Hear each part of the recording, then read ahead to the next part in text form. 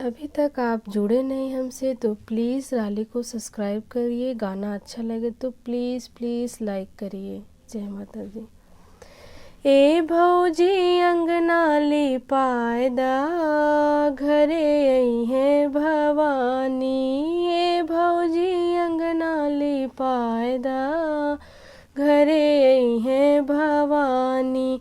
आई है भवानी घरे आई है भवानी।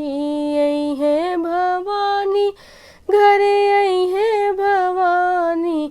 ए भौजी अंगना लिपायदा, घरे आई है भवानी।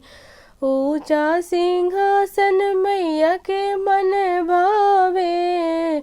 ऊंचा सिंहासन मैया के मन भावे। मोतियन चौका पुरायदा, घरे आई है भवानी। मोतियन चौका पुरायदा, घरे आई है भवानी। अंगने में बेदिया बनायदा, घरे आई है भवानी।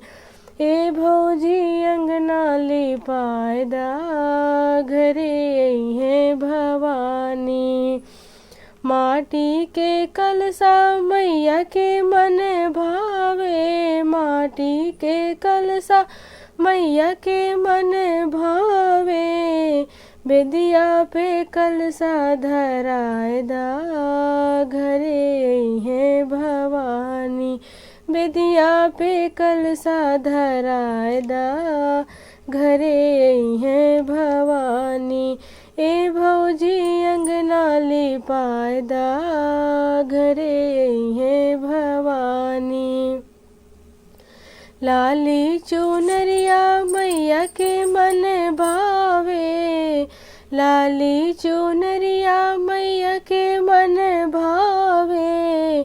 कलसा पे चुनरी ओढ़ायदा, घरे आई है भवानी। कलसा पे चुनरी ओढ़ायदा, घरे आई है भवानी। ए भौजी अंगना लिपायदा, घरे आई है भवानी।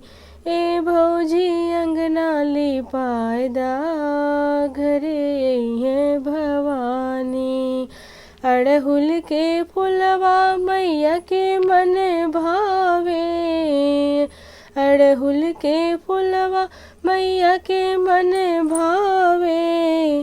अड़हुल के हरवा मैया के मन भावे। कलसा पे हरवा